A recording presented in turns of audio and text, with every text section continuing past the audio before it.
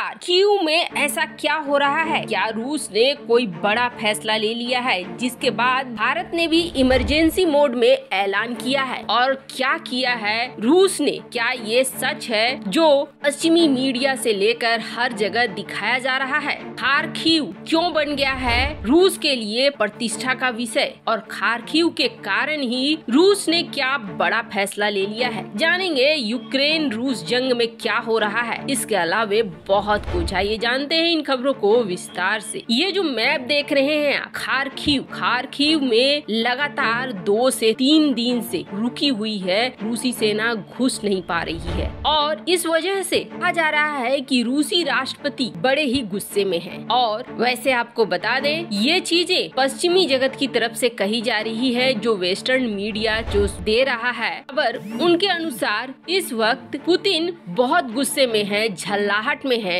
जिसकी वजह से उनके कई फैसले गलत हो रहे हैं। वैसे आपको बता दें जो वीडियो रिलीज हुई थी जिसमें पुतिन अपने ही चीफ के ऊपर गुस्सा निकालते हुए देखे गए थे, उनसे उनकी झुंझलाहट तो बिल्कुल दिख रही है कि गुस्से में है वो, और कहीं न कहीं उनकी रणनीति जो तुरंत कब्जे की थी वो नहीं पूरी हो रही है। ऊपर से चीन साथ नहीं दे रहा है। चीन की ढुलमुल रीति भी रूस को दिख रही है। रूस को अपनों से ही धोखा भी मिल रहा है। ऐसे में यूक्रेन के दूसरे सबसे बड़े शहर खार्किव को रूसी सेना अपना पहला रणनीतिक लक्ष्य मान रही है। खार्किव को जीत लिया मतलब आगे बढ़ना उनके लिए आसान हो जाएगा। इस शहर की आबादी करीब 15 लाख है और रूस की सीमा से सिर्फ ये 40 किलोमीटर की दूरी पर है। बीते गुरुवार को हमला शुरू होने के बाद रूसी सैनिकों को खार्किव पहुंचने में ज्यादा समय नहीं लगा, लेकिन बीते 3 दिनों से यूक्रेन की सेना इन्हें शहर के किनारे पर ही रोक कर रखे हुई है। रविवार को रूसी सैनिक किसी तरीके से शहर में घुस गए, लेकिन समस्या ये हो गई कि जैसे ही ये सैनिक घुसे इन्हें गोरिल्ला वार का सामना करना पड़ने लगा। इन्होंने जो अनुमान लगाया था तेजी से ये घुस जाएंगे और हरा देंगे, वैसा कुछ नहीं हुआ, बल्कि लोकल लोग और यूक्रेनी सेना आपस में मिल गई और आपस में मिलने के बाद लगातार इनके ऊपर फायरिंग करने लगी। यहाँ पर जो एयरपोर्ट है, रूसी सेना उस एयरपोर्ट पर कब्जा करना चाहती थी, लेकिन उस एयरपोर्ट पर कब्जा नहीं हो पाया। को बता दें इसके लिए CNN ने इस बात की पुष्टि की कि यहाँ पर एयरफील्ड पे कब्जा करना चाह रही थी रूस की सेना, लेकिन जो टैंक और आर्म्ड व्हीकल के साथ आगे बढ़ रही थी रूसी सेना, जैसे ही गोलीबारी वगैरह होने लगी वैसे ही वापस वो पीछे की तरफ चलने लगी। और इस बीच स्थानीय लोग और जो गुरिल्ला वारफेयर में शामिल है वो लोग काफिले की गाड़ियों में आग लगा रहे हैं। वैसे आपको बता दें रूसी सेना स्थानीय लोगों को टारगेट नहीं कर रही है, क्योंकि फिर ये मानव अधिकार का मुद्दा बन जाएगा। यही वजह है कि लोकल लोग ज्यादा बढ़ चढ़कर इस युद्ध को बदलने की रणनीति पर काम कर रहे हैं, क्योंकि रूसी सेना उन लोगों पर हाथ नहीं उठा रही है। पर इन सब के बीच यूक्रेन के राष्ट्रपति वोलोदिमीर ज़ेलेंस्की ने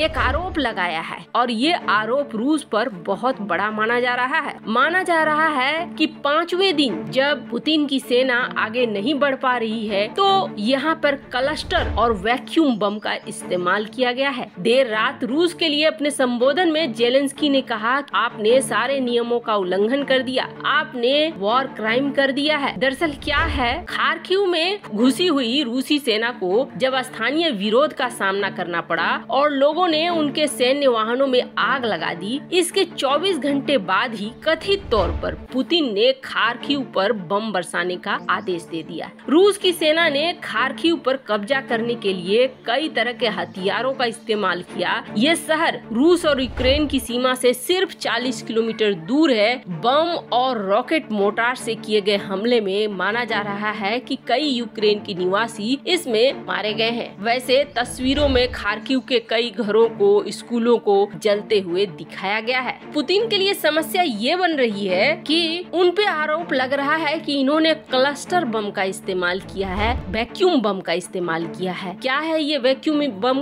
तो दरअसल इस तरीके का बम इस्तेमाल किया जाता है खास तौर पर गुरिल्ला वार। आपको बता दें इस तरह का बम का इस्तेमाल पर रोक है, लेकिन फिर भी रूस ने इस बम का इस्तेमाल क्यों किया और इस पर रोक क्यों है? तो इस बम के इस्तेमाल को आम नागरिकों पर एक युद्ध अपराध माना जाता है और ये युद्ध अपराध इसलिए माना जाता है कि अगर ये बम गिरा तो इसका दायरा काफी बड़ा होता है और ये ऑक्सीजन को ही जला देता है, खत्म कर देता है। मतलब कोई शख्स अगर कुछ मीटर की दूरी पर है तो उसे ऐसा एहसास होगा जैसे उसने जलते हुए अंगार को सांसों में भर लिया है और अंदर सब कुछ जल रहा है, उसके फेफड़े जल रहे हैं, उसका शरीर जल रहा है और बहुत ही तड़पते ढंग से उसकी मौत हो जाएगी। यही वजह है कि देशों ने मना किया है कि इसे आप जेनेवा कन्वेंशन के अनुसार किसी भी युद्ध में इस्तेमाल नहीं कर सकते हैं। वैसे आपको बता दें, कहा जाता है कि यूएसएसआर चीन की जब जंग हुई थी तब इसे चीन के ऊपर इस्तेमाल किया गया था। खैर बाद में इस बम को लेकर रोक लगा दी गई, पर अब यूक्रेन ये कह रहा है कि चूंकि खार्किव में रूस नहीं आम लोगों को हटा पा रहा है और गोरिल्ला वार से नहीं बच पा रहा है, ऐसे में रूस यूक्रेन पर बहुत बड़े स्तर में तबाही मचाने की कोशिश कर रहा है। वैक्यूम बमों को थर्मोबैरिक हथियार के रूप में भी जाना जाता है। मतलब इनके विस्फोट से इतनी अधिक मात्रा में ऊर्जा और ताप निकलता है कि शरीर भाप बन जाता है। वहीं क्लस्टर बम कई बमों का एक गुच्छा होता है। इन बमों को फाइटर जेट्स की मदद से गिराया जाता है। वहीं क्लस्टर बम में कई बम गुच्छे के रूप में होते हैं। इनकी खास बात यह है कि दागे जाने के बाद क्लस्टर बम अपने भीतर के बमों को गिराने से पहले हवा में मीलों तक उड़ सकते हैं। ये विनाशकारी बम जिस जिस जगह पर गिरते हैं 25 से 30 मीटर के दायरे में भयानक तबाही लाते हैं। अब ये कितना सच है और कितना नहीं, इसके बारे में कहना मुश्किल है कि रूस ने ये बम गिराया है या नहीं गिराया है। अमेरिका ने भी अभी यही कहा है कि हम इनको जांच रहे हैं, समझ रहे हैं कि रूस ने ऐसा किया है या नहीं किया है। पर इन सब के बीच भारत ने एक एडवाइजरी जारी की है इमरजेंसी मोड में। इस